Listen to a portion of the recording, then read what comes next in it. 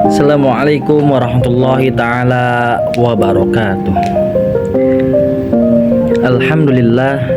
Alhamdulillahirabbil alamin. Puji syukur kita panjatkan kehadirat Allah Subhanahu wa taala telah yang memberikan nikmat sehingga kita dapat berkumpul dalam kesempatan yang baik. Selawat serta salam tercurahkan kepada junjungan Nabi kita, Nabi besar Muhammad sallallahu alaihi wasallam, keluarganya, sahabatnya, dan kita selaku umatnya hingga akhir zaman nanti. Pada kesempatan kemarin yang kita bahas, saya akan menyampaikan tentang presentasi yang Bapak sampaikan, jenis pembicaraan publik gitu kan. Saudara-saudara sekalian, pembicaraan adalah aktivitas yang setiap hari kita lakukan. Namun, berbicara di ruang privat itu tentu berbeda dengan berbicara di ruang publik. Berbicara dengan keluarga, teman, atau sahabat terasa lebih santai, tapi kita berbicara depan banyak orang dibutuhkan keterampilan, keberanian dan persiapan, teman-teman. Dalam public speaking, ada prinsip komunikasi yang harus kita perhatikan. Pertama, kita harus tahu apa informasi yang ingin disampaikan. Jangan sampai kita berbicara panjang lebar gitu kan, sampai inti pesannya tidak jelas. Kedua, kita harus punya tujuan. Apakah ingin memberi informasi mendidik, mempengaruhi, atau memotivasi audiens? Nah, yang ketiga, mengenali kelayak siapa audiens kita. Mahasiswa kah, masyarakat umum kah, atau kalangan profesional, karena setiap audiens punya karakter yang berbeda. Nah, yang keempat, cara menyampaikan pesan. Pesan harus jelas, akurat, singkat, dan menarik. Bukannya hanya materi bagus gitu, tapi cara penyampaiannya juga harus hidup. Dan yang kelima, hilangkan hambatan komunikasi. Kadang gangguan bukan hanya dari alat, tapi juga dari kita sendiri, seperti gugup, kurang percaya diri, atau terlalu banyak informasi yang membuat audiens bingung. Hadirin yang berbahagia, dalam pembicaraan publik ada beberapa jenis berbicara. Salah satunya impromptu yang kita bahas pada presentasi yang pertama apa ketiga itu lupa. Itu berbicara secara dadakan tanpa persiapan. Ini sering kita alami ketika tiba-tiba diminta memberi pendapat ataupun sambutan.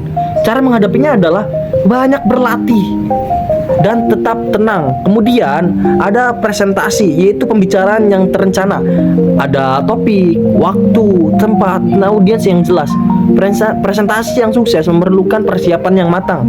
Ada juga moderator kan, yang tugasnya mengarahkan jalannya ke diskusi, membuka, mengatur sampai saat cara penutup gitu. Lalu MC, teman-teman, yang bertugas membawakan susunan acara. Moderator dan MC ini berbeda. Walaupun sama-sama berbicara di depan umum kan, membawa acara, tapi juga beda ini. Yaitu beda pokoknya MC sama moderator.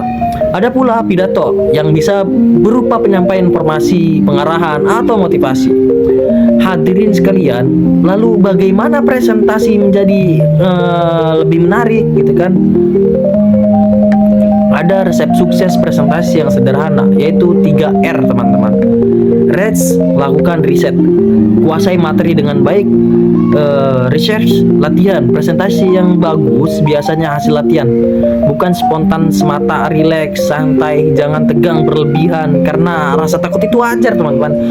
Justru banyak orang hebat pun pernah gugup saat berbicara. Tapi yang penting bukan menghilangkan takut, melainkan mengendalikan rasa takut itu.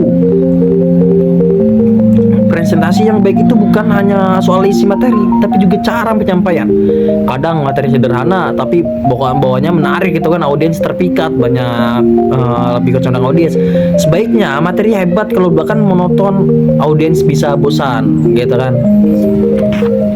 Terus juga bagaimana membuat audiens? Gunakan pembukaan yang menarik. Bisa dengan pertanyaan, cerita singkat, atau humor yang relevan. Jaga kontak mata audiens, gunakan intonasi suara yang hidup, jangan datar. Libatkan audiens dalam tanya jawab. Dan yang penting, sampaikan dengan percaya diri.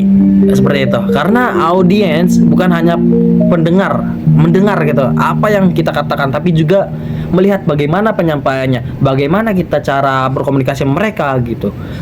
Hadirin yang saya hormati, hambatan terbesar dalam presentasi yang seringkali bukan kurang pintar, bukan, tapi juga kurang percaya diri, takut salah, takut dinilai, takut tidak memenuhi ekspektasi gitu kan. Pokoknya di dirinya itu penuh dengan rasa takut. Padahal kesalahan dalam berbicara itu bagian dari belajar gitu teman-teman.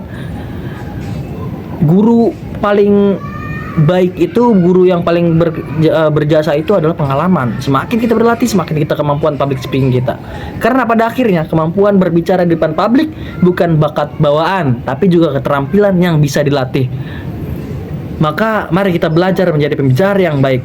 Karena komunikasi yang baik bisa membuka banyak peluang, baik di dalam pendidikan, pekerjaan maupun kehidupan sosial. Sebagai penutup, saya ingin menyampaikan bahwa presentasi baik adalah panduan antara materi yang kuat, persiapan yang matang, dan penyampaian yang menarik. Mungkin ini saja yang bisa sampaikan. Billahi taufiq wal hidayah. Wassalamualaikum warahmatullahi taala wabarakatuh.